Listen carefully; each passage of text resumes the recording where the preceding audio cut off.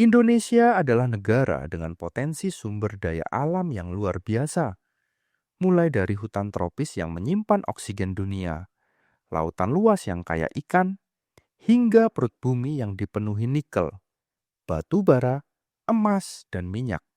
Namun, ironisnya, kekayaan ini seringkali tidak diolah menjadi kekuatan ekonomi jangka panjang. Justru banyak kasus di mana Indonesia hanya berperan sebagai ladang tambang bagi kepentingan asing. Pertanyaannya, apakah mungkin kekayaan ini diubah menjadi senjata ekonomi yang mampu mengubah peta geopolitik dunia? SDA adalah alat kekuatan. Lihat bagaimana Timur Tengah menggunakan minyak sebagai senjata politik pada krisis energi 1970-an. Harga minyak naik drastis dan negara-negara barat terpaksa tunduk pada kebijakan OPEC. Itulah bukti bahwa komoditas alam, bila dikelola dengan strategi, bisa menjadi senjata ekonomi. Indonesia dengan cadangan nikelnya yang menyumbang lebih dari 20% cadangan dunia, sebenarnya punya peluang yang sama dalam industri baterai kendaraan listrik. Namun, ada masalah klasik. Hilirisasi yang setengah hati, kebocoran data kontrak, hingga korupsi yang membuat potensi besar ini bocor ke luar negeri. Alih-alih menjadi pengendali, kita justru sering jadi pemain figuran dalam panggung global. Karena itu, kesadaran untuk memandang SDA bukan sekadar aset, tetapi instrumen kekuatan geopolitik sangat penting. Bayangkan jika setiap sumber daya strategis Indonesia dikelola dengan visi kedaulatan, bukan hanya untuk diekspor mentah, tetapi dijadikan bahan baku industri domestik. Maka posisi tawar Indonesia di dunia akan melonjak drastis. Negara-negara industri akan bergantung, bukan hanya membeli tambang murah, tetapi menawar produk bernilai tinggi yang kita hasilkan. Inilah rahasia besar yang sering kita lupakan.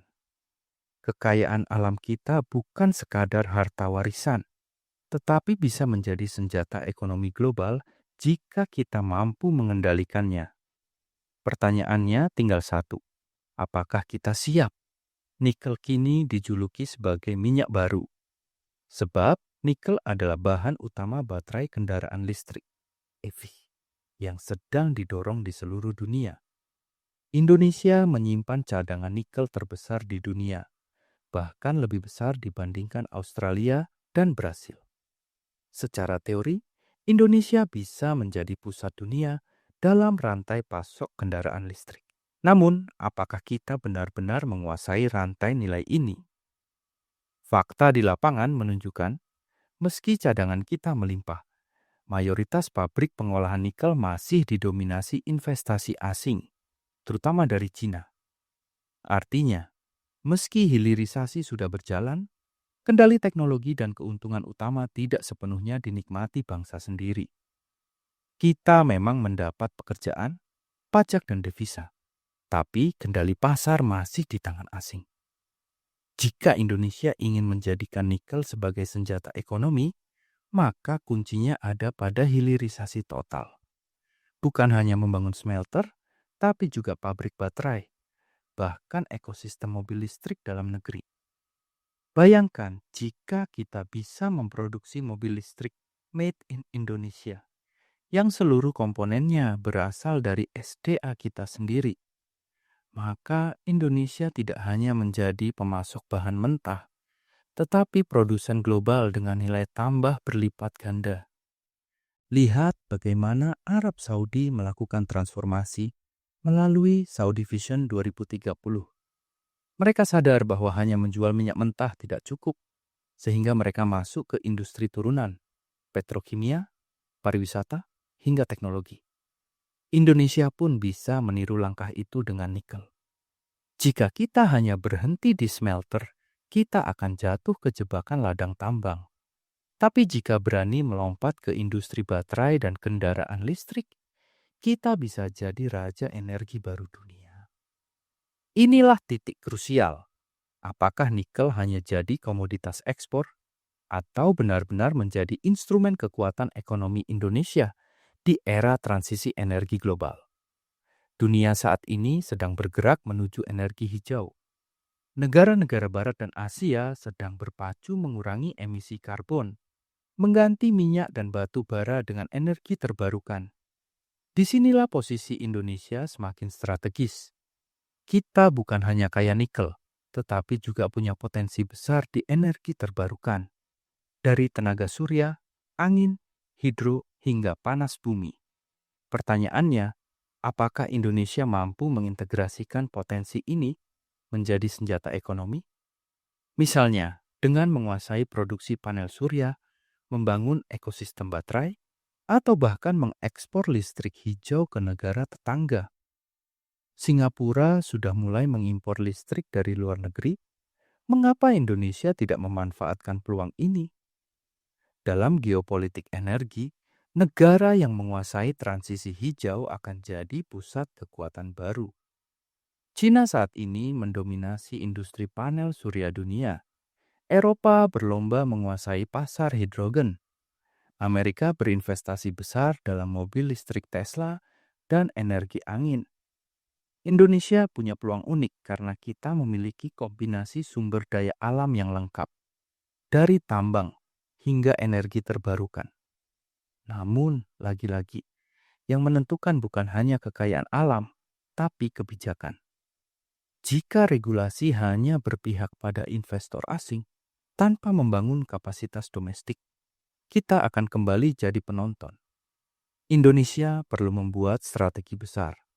Bagaimana SDA kita tidak hanya dijual, tetapi jadikan senjata untuk memperkuat posisi global. Dengan strategi tepat, energi hijau bisa menjadi senjata ekonomi baru Indonesia, bahkan lebih besar daripada minyak dan gas di masa lalu. Sejarah membuktikan bahwa kekayaan alam bisa jadi kutukan jika salah kelola. Dari zaman kolonial Belanda, Indonesia dikenal sebagai pulau rempah-rempah yang diperebutkan bangsa asing. Kini, meski sudah merdeka, pola itu kadang masih terasa. Kita kaya sumber daya, tetapi kendali pasar dan teknologi masih didominasi asing. Ancaman terbesar adalah neokolonialisme ekonomi. Dalam bentuk baru, bangsa kita tidak dijajah dengan senjata, melainkan dengan kontrak dagang, hutang, dan investasi. Kita bangga punya cadangan nikel, tapi apakah kita benar-benar mengendalikan teknologi baterainya? Kita senang punya tambang emas, tapi siapa yang menguasai saham mayoritasnya? Jika tidak waspada, Indonesia bisa kembali terjebak sebagai ladang tambang dunia, tempat asing datang, mengambil hasil bumi, lalu meninggalkan lubang-lubang besar tanpa nilai tambah bagi rakyat. Dampaknya bukan hanya ekonomi, tapi juga lingkungan. Hutan rusak, laut tercemar, masyarakat lokal terpinggirkan. Karena itu, membicarakan SDA bukan sekadar soal ekonomi, tapi juga kedaulatan. Apakah kita mau mengulang sejarah sebagai bangsa kaya sumber daya, tetapi miskin kuasa? Atau kita berani menjadikan SDA sebagai instrumen kekuatan nasional yang disegani dunia? Inilah pertarungan besar Indonesia di abad ke-21. Indonesia punya semua modal untuk menjadi kekuatan ekonomi global berbasis SDA. Kita punya nikel, emas, minyak, batu bara, energi terbarukan, hingga biodiversitas laut dan hutan. Namun, modal besar ini tidak akan berarti tanpa strategi. Senjata ekonomi tidak lahir dari kekayaan mentah, melainkan dari kontrol, hilirisasi, dan inovasi. Langkah pertama, kedaulatan. Indonesia harus memastikan setiap kontrak SDA berpihak pada kepentingan nasional, bukan hanya investor. Langkah kedua, hilirisasi penuh. Jangan berhenti di tambang, tapi masuk ke industri baterai, kendaraan listrik, petrokimia, dan energi hijau. Langkah ketiga, aliansi strategis. Indonesia harus pandai memainkan geopolitik, membangun kerjasama yang menguntungkan, bukan merugikan. Jika ketiga langkah ini dijalankan, maka SDA Indonesia bisa menjadi senjata ekonomi dunia. Negara lain akan bergantung pada produk kita, bukan sebaliknya. Indonesia bisa berdiri sejajar dengan kekuatan besar, bahkan menentukan arah geopolitik energi global. Namun, jika kita lengah, SDA ini hanya akan jadi kutukan baru. Kekayaan yang habis dieksploitasi tanpa meninggalkan nilai tambah. Maka, pilihan ada di tangan kita. Apakah Indonesia akan jadi raja SDA dunia atau hanya ladang tambang bagi kepentingan asing? Inilah rahasia besar yang perlu kita pahami bersama. Sumber daya Indonesia bisa menjadi senjata ekonomi global jika dan hanya jika kita mampu mengendalikannya sendiri.